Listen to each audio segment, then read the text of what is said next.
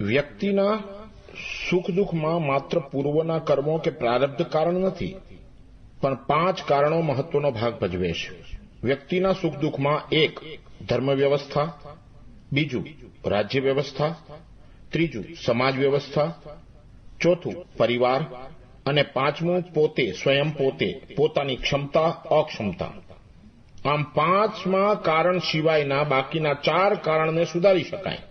ધર્મ સુધારકો દ્વારા ધર્મ સુધરે, રાજ સુધારકો દ્વારા રાજ્યને સુધારી શકાય, સમાજ સુધારકો દ્વારા સમાજને પણ સુધારી શકાય, પરિવાર સુધારકો પરિવારને સુધારી શકે. પરંતુ સૌથી પહેલું પોતે સુધરવાની અતિ આવશ્યકતા છે. પોતાની ક્ષમતા અક્ષમતા સમજવી. સ્વામી કહે છે, વીર બનો, શસ્ત્રધારી બનો, દીન દુઃખી લાચારોની રક્ષા કરો અને ન્યાયની રક્ષા કરો. શાકાહારી બનો, પણ માંસાહારી પ્રત્યે ધૃણા ના કરો. કોઈ હિન્દુ માંસાહારી હોય તો તે પણ મારો ભાઈ છે, તેની સાથે પણ એકતા કરો અને પ્રેમ કરો. ખરા સમયે કદાચ એ જ તમારું રક્ષણ કરી શકશે. દાન આપો, પણ માનવતાલક્ષી, રાષ્ટ્રલક્ષી કે સમાજલક્ષી. એ દાનને શ્રેષ્ઠ દાન માનવો. સામૂહિક પ્રાર્થના કરો. સામગ્રી વિનાની સરળ સહજ પ્રાર્થના કરો. સૌને એક સાથે બેસાડો, ભેદભાવ ના કરો અને એકતા કરો. કોઈ વ્યક્તિના પગ ધોઈને ધાર્મિક ભાવનાથી પાણી પીવું નહીં, તેમજ પીવડાવવું પણ નહીં. મંદિરોને કોમર્શિયલ સેન્ટર ના બનાવો. તે પૈસા કમાવાની જગ્યા નથી, ઉપાસનાની જગ્યા છે. અતિ ભોગી ના થવું, તેમજ અતિ નિગ્રહી પણ ના થવું. આ જીવનના 2 છેડા છે, તેમાં જીવન નથી. જીવન મધ્યમાં છે, અર્થાત સંયમપૂર્વકના યથાયોગ્ય ભોગોમાં છે. ભલા બનો, પણ ભોટ ના બનો. કોઈને છેતરો નહીં અને કોઈનાથી છેતરાવ પણ નહીં. સત્સંગ કરવો, પણ તેમાં આટલી વસ્તુઓ ના હોવી જોઈએ. સત્સંગમાં વાડાબંધી નહીં, કર્તવ્ય ત્યાગ ના હોવો જોઈએ, રાષ્ટ્રદ્રોહ ન હોવો જોઈએ, પતિ પત્નીનો ત્યાગ ન થવો જોઈએ, પરિવાર ભંગ ન થાય એવો જ સત્સંગ કરવો. સત્સંગમાં આટલી વસ્તુ જરૂર હોવી જોઈએ. 1 સત્સંગમાં સત્ય, વિશાળતા, સાચી ધાર્મિકતા, એકતા, જ્ઞાન અને વૈરાગ્ય. અને 6ઠી બાબત ઈશ્વર ભક્તિ. શ્રદ્ધા અને વિજ્ઞાનનો મેળ કરવો. ન તો શ્રદ્ધાહીન થવું, ન વિજ્ઞાનનો વિરોધી થવું. બંનેનો સુમેળ કરવો. યોગ્ય ગુણવાન માણસોની હંમેશા કદર કરવી. ભલે તે વિરોધી હોય તો પણ તેના ગુણોની હંમેશા કદર કરવી. મંદિરોમાં ભેદભાવ ના કરો. શ્રીમંત કે ગરીબ, બ્રાહ્મણ કે શૂદ્ર એવો ભેદ ના કરો. સૌ પ્રભુના બાળક છે, સૌને સરખો અધિકાર છે. ઓછામાં ઓછું પ્રભુના દરબારમાં તો સમાનતા રાખો. સમાનતાથી એકતા દ્રઢ થતી હોય છે. કર્તવ્ય ત્યાગ કે ગ્રહ ત્યાગ કરાવે એ વૈરાગ્ય ના કહેવાય, પણ પાપો અને દોષોનો ત્યાગ કરાવે તે વૈરાગ્ય છે. બને ત્યાં સુધી ગાયના દૂધ ઘીનો વધુ ઉપયોગ કરો. તેથી બુદ્ધિમાં સૂક્ષ્મતા આવે અને ચેતના વધે છે. શુકન અપશુકન, મુહૂર્ત કે ચોઘડિયા કે કુંડળી વગેરેમાં વિશ્વાસ ના કરો. આ બધું કાલ્પનિક છે. માનો તો એક પરમેશ્વરને માનો, દ્રઢ વિશ્વાસ રાખો અને કાર્ય કરો. હિન્દુ પ્રજાનું વિભાજન કરી તેના ટુકડા કરનારા વિભાજક પરિબળોને જાકારો આપો. પ્રથમથી જ આ દુર્બળ પ્રજાને સંપ્રદાય, પંથ, પરિવાર, મંડળ વગેરે જુદા જુદા નામોથી વિભાજિત કરીને એને વધુ કમજોર બનાવનારા પ્રજાનું કલ્યાણ નથી કરતા, પણ અકલ્યાણ જ કરે છે. હવે બાદબાકી નહીં, પરંતુ સરવાળો કરો. જો સરવાળો કરશો તો ભવિષ્ય છે, નહીં તો આગળ ગાઢ અંધકાર જ છે.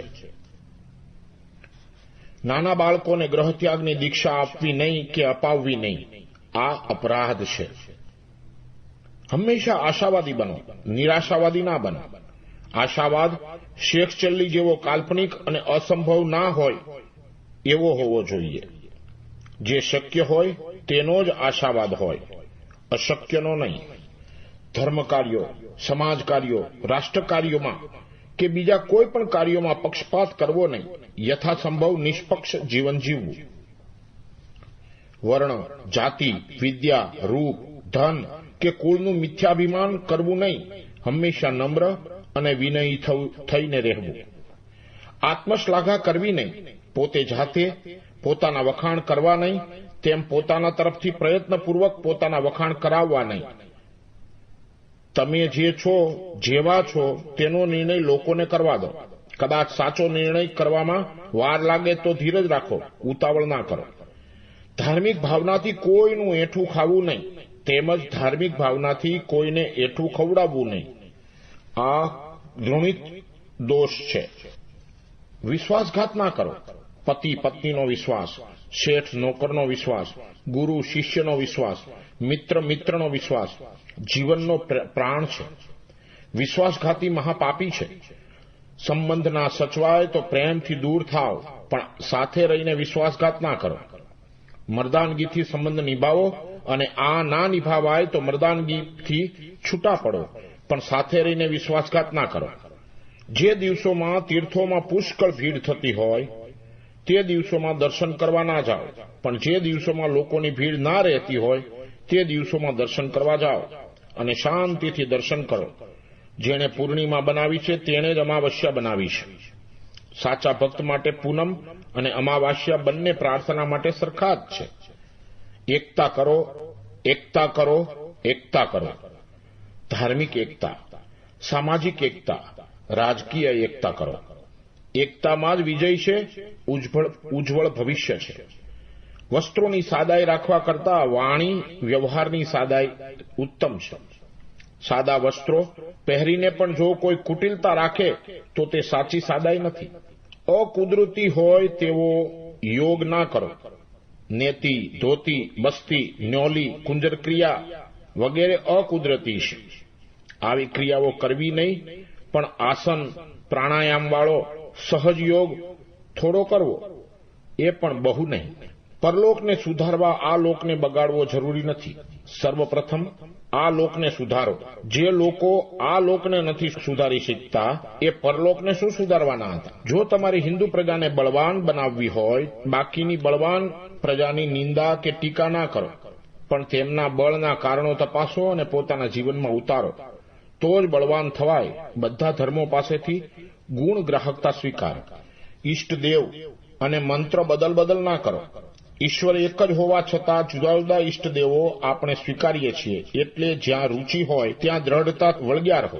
બદલ ના કરો. ઈશ્વર એક જ છે. જે વાત ના સમજાય કે ગૂંચવાડો થાય તો પરમેશ્વરની પાસેથી માર્ગદર્શન માંગો, તે સમર્થ છે. ધીરજપૂર્વક લાંબો સમય પ્રાર્થના કરો, તે તમારું સમાધાન કરશે અથવા કરાવશે. શ્રદ્ધા રાખો, ખોટા ફાંફા ના મારો. જોવા, જાણવા, સમજવા માટે તીર્થ યાત્રા ભલે કરો, પણ જે શાંતિ અને ભક્તિ ઘરમાં મળશે તે ક્યાંય નહીં મળે. ઘરને જ તીર્થ બનાવો. વ્યાપાર, ધંધા કે નોકરીમાં પૂરી પ્રમાણિકતા અને વફાદારી રાખો. પ્રમાણિકતા અને વફાદારી રાખનારનો અંતે વિજય થાય છે. બને ત્યાં સુધી લડવું ઝઘડવું નહીં. શાંતિ અને સંપમાં જીવન છે, પણ કદાચ સત્ય કે ન્યાય માટે લડવું પડે તો જરૂર લડો. પણ જો બાહ્ય યુદ્ધ હોય તો પોતાના અંદરના ઝઘડાને થોડો સમય દાટી દઈને આપત્તિ સમયે એક થઈ જવું. તે વખતે અંદરના કલહને આગળ કરવો નહીં. કદી પણ વિભીષણ ના થવું. સચ્ચિદાનંદ સ્વામી કહે છે, હિન્દુ પ્રજાએ રામ થોડા અને વિભીષણ વધારે પેદા કર્યા છે, તેથી તો તે ગુલામ થઈને માર ખાતી રહી છે. અંતમાં સ્વામી સચ્ચિદાનંદ એક પેરેગ્રાફમાં કહે છે, ભાઈઓ તથા બહેનો, આ વિચારો તમને ગમ્યા છે?